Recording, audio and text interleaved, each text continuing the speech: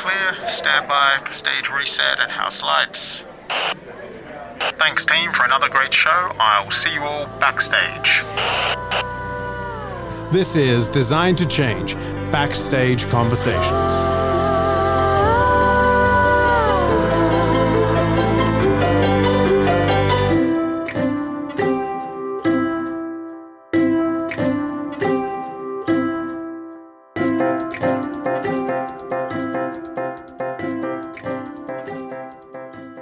All right, welcome backstage, XAV. How do you feel right Thank now? you. I'm actually excited for this next step of the journey of this conversation. Absolutely. So, welcome backstage.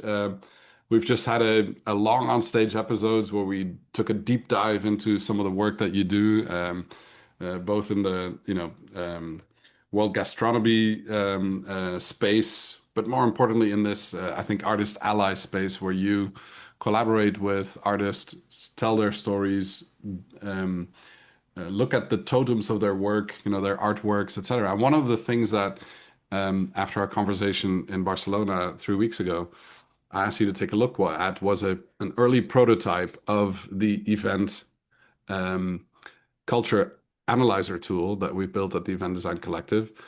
And I was really delighted to hear that you had already applied it on your heritage, an exhibition on hair and identity. Can you talk us a Mhm. little bit through what came out the other end and what does that mean for you? Yeah. Again, this analysis to me was very interesting to understand the event through a more, I would say, complete way, or even Hmm. into a more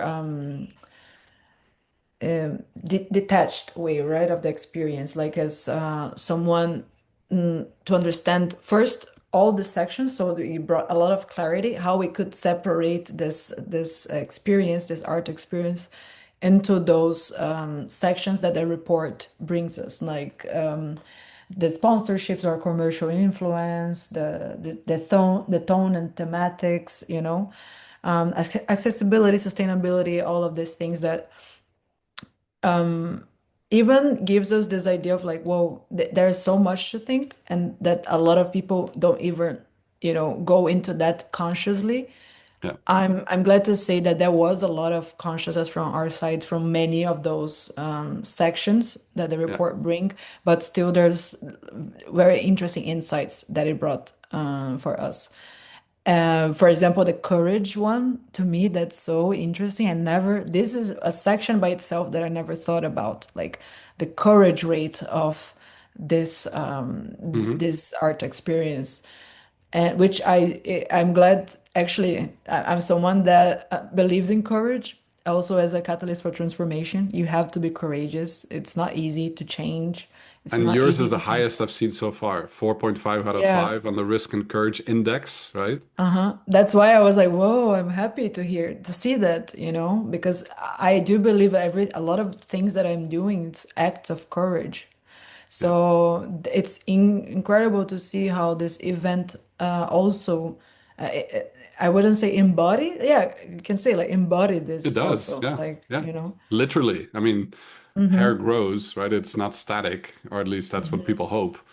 Mine Mm-hmm. has become static in specific places, but the so the risk and courage index for this heritage exhibition on hair and identity, it talks, for instance, about reasons for this high score of 4.5 out of 5 Mm-hmm.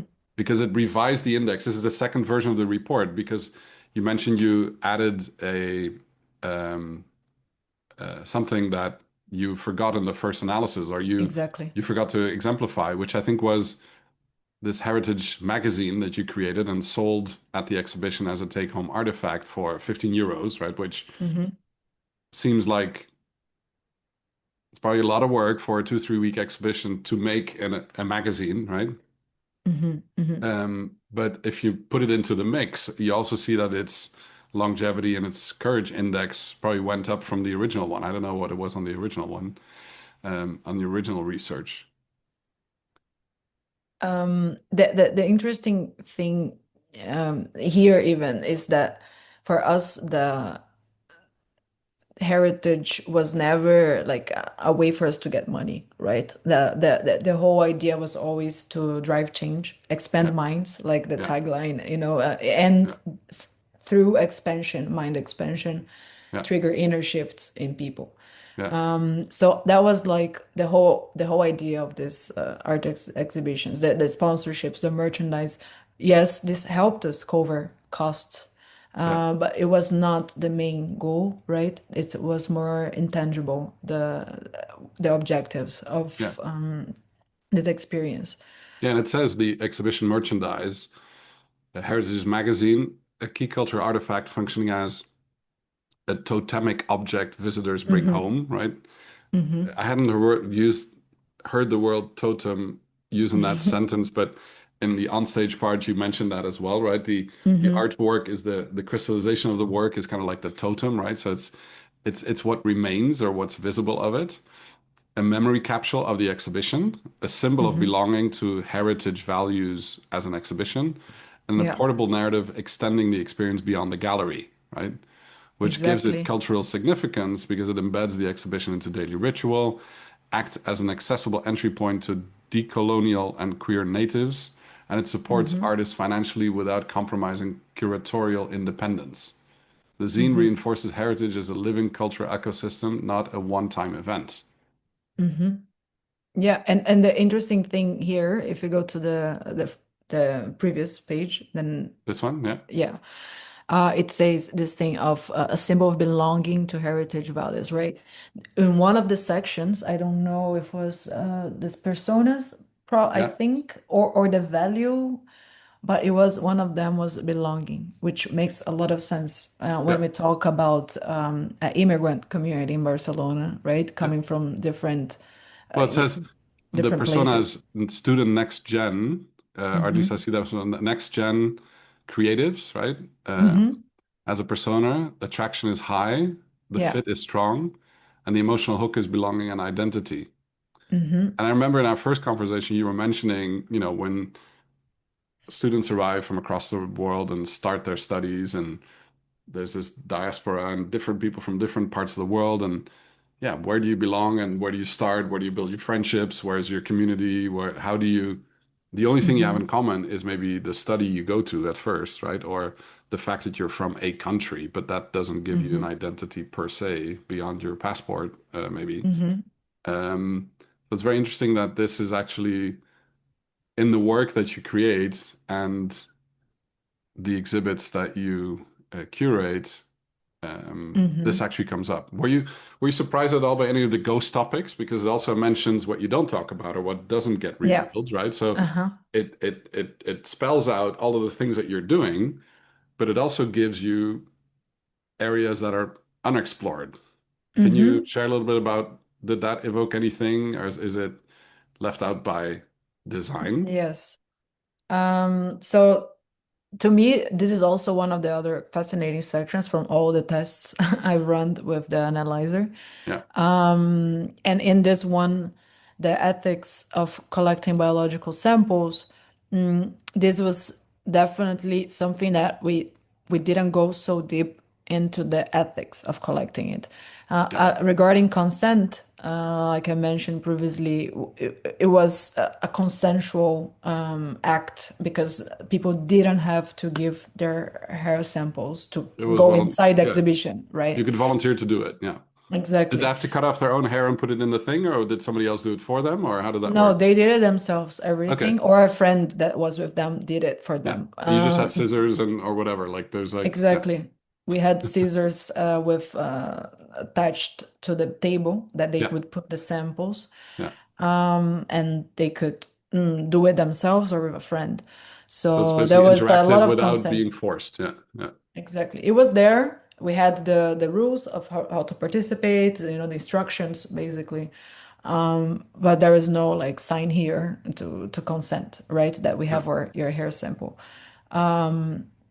But I do understand the idea of ethics in a broader way of like we are how do, for example, ethics and sustainability, for example, how do we treat that sample afterwards? yeah, That's something that we consider internally before, but so it was addressed, but not act on. So it's very interesting that it's here as something that it should have been more clear, or we should have created something addressing this Yeah. in as part. For example, I do think this could be very interesting as a post experience. Yeah. And almost like a sequel thing, right? Or this could be like an inspiration for a subsequent exhibition on, Mhm, the trajectory of biological samples, over time and the ethics of mhm, collecting it and repurposing it. I mean, this is mhm, very, totally. very current, right? With, those genetics companies that, you can get your free report on your historical background by sending them a piece of your hair or whatever. Forget what it is, but there's a lot of controversy around that, with these companies going bankrupt and then who owns the data, et cetera, right? So I think it's a very topical situation right now, right? When it comes to a realization that you have as an outcome of this original question 2 years before the exhibit, where somebody says to you, "I'm a Mhm, hairdresser. We should do an exhibit about hair," and now mhm, you get these deep insights and you metrified something very ephemeral, as you called it in the onstage part, and it mhm, becomes visible. You make it mhm. visible, right? You make it Yeah, tangible. yeah. Any other And surprises in the report that you came across that you think are interesting, or how the um, report came together? How much effort was it to create the report for you? well, for me, for myself, wasn't it was quite quick, Yeah, to receive this report, and what also for me to collect the inputs. I already yeah, have like the Heritage Zine. The yeah, magazine was one of the sources I input to the yeah, analyzer. And the other thing was a web page that I have created into this platform for yeah, curatorial work. So we had a lot of information already that I could use. So to me, that was quite quick. yeah. I wouldn't like, I would say like 5 minutes for me maybe to collect the links and the information and put it here in the chat. A 5 minute report sounds like a dream for anybody that hates making reports, right? Totally. I No, mean, you, that. you might geek out on it, but to me, creating reports was I dreaded making those things, right? It's like, it feels like it's already passed, and now I've got to like rethink about the whole thing and write it down. Mhm. As someone that likes like structure and analysis, I feel like the I have some certain like gratitude. Like I feel like pleasure into making a report. Like Synthesizing it. Yeah, I always been I love this idea of like how can I understand like what happened, yeah, and the yeah. report is a perfect tool for that.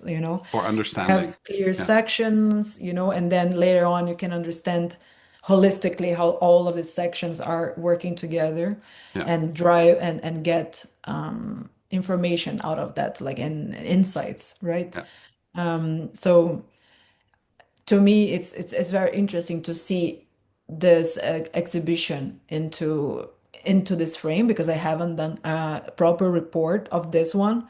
yeah, I've done from other ones, yeah, and that was, I don't know, it was quite interesting to see also the wording, different ways of communicating this yeah. exhibition, this And by the way, this experience. is translatable into any language, obviously, with the click of a button, right? Mm, So that also mhm. makes it something that's maybe much more accessible. You can turn it into audio files, etc. Obviously. Yeah. Um, The other thing that was very interesting to me, it was in the section of accessibility. yeah, Um, that's a very valid point of adding we had accessibility of diversity, right? Because we're talking with people from all over the world, immigrants. So, yeah, but not so much, for example, physical yeah, capabilities, right? yeah, Like handicap, whatever, other types of people that yeah, were not included in our thinking. yeah, There was what was very interesting to me, this idea that tactile texture panels. Hmm. were included into the as a element of Mm. inclusivity, which in this case here, I'm not sure. To me, I'm lacking a little bit of understanding. Maybe it could be my own repertoire, like of like why this would be added as an input, like as an important thing that made my inclusion Hmm. um, rate increase, for example. And that, I don't know, just a very interesting one, like to me, to include into the Yeah. into this section of the report. So it was just a surprise for me. And it makes Um, you think, right? It might make you act in different ways in the future, right? mhm, The other thing I was thinking about is how do people feel included if they have no hair, mhm. Yeah, right? I that was that just was thinking about that as something. well. Yeah. Uh-huh. Yeah, that was something addressed.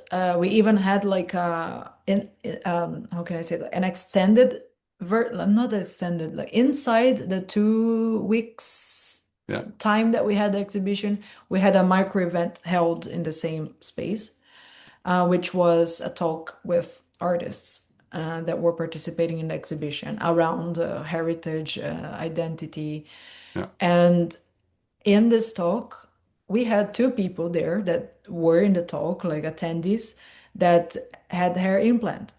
yeah, So they shared their experiences of what hair meant to them as yeah, people that were balding, yeah, but and how this affected them emotionally or how they see themselves yeah, and their identity also. yeah, So that was interesting. This it makes sense in even in the inclusivity, right? Like, yes, we didn't think about people who don't have hair, but in a way they were there yeah, and still very interested to the topic, which was a surprise for me. It was a yeah, corner yeah, case, if I yeah. can call it that way. Corner case, Um, yeah. yeah, Yeah, and yeah, I don't know, it's just interesting.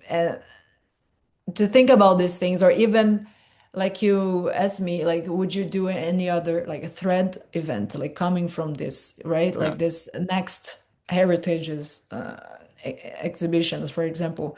Yes, like we thought about these things, like we still, after this has been what, 10 months after the exhibition, I still meet people randomly on the street saying, I've been to your exhibition, when you're gonna have another one? it's amazing, Or right? friends So of ours sending, what about this topic for the next heritage exhibition? Like this is, and we've been thinking like many other topics can come from here, which is fascinating, to think about. absolutely. So, and it's randomly we fell into this one because it was the first one on your website that I just, or Hmm. it was one that jumped out at me. I'm like, so somehow your role as curator, experience designer, and artist mentor, where you Hmm. say crafting experience to expand minds and mentoring to spark the shift, right? I think you've Hmm. managed to do that, not just in this conversation with us here on the Design to Change podcast, um, but also I think across continents, in meeting Mari Kamardelli and running into the Event Design Collective, and you bringing Hmm. this to the different spaces that you're active in, the World Gastronomy Festival, maybe the Heritage Hmm. Festival, things that Hmm. seem unrelatable that are very relatable in some way or other. Yeah. And Hmm. now we have the event culture analyzer tool that we are testing. And I think no better tester than people like yourself who are scientifically involved in analyzing the totems of artists and of events. And so I want to thank you for hanging out backstage with us in this first episode online. I'm happy we can share it with our auditors.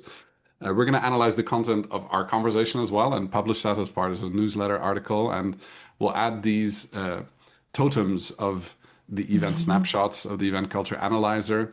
If there are others from, the World Gastronomy Festival, like you mentioned that you've done, happy to add that, and that report that isn't published but now will be accessible, Hmm. just as a sparking piece for the people that listen to this podcast.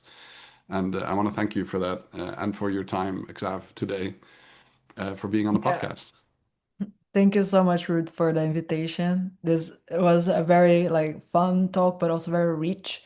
Yeah. And yeah, I really hope what we spoke here drives this change, this transformation also in people, in their thoughts or inside inner also. Yeah. And yeah, thank you so much. Awesome. And as time is ticking away, I'm almost late for my hair appointment. I don't know, this might have been a very... I Faithful. didn't even know this was the case, but thank you so much, XAV, and looking forward to our next conversations. For sure. Thank you, Ruud. You've been hanging out backstage on Design to Change Designer Conversations. Thank you for tuning in, and don't forget to subscribe and share conversations online using hashtag Design to Change and hashtag Event Canvas. Want more thought-provoking content like this? Visit designtochange.online to purchase your copy of Design to Change, elevating your abilities to look and act beyond the now. Don't forget, it's more than just a book. Experience a hard copy, audio format, video format, and even augmented reality. Experience it in your style and format. Tune into our next episodes and hear from more designers and change makers. Until then, we look forward to our next conversation.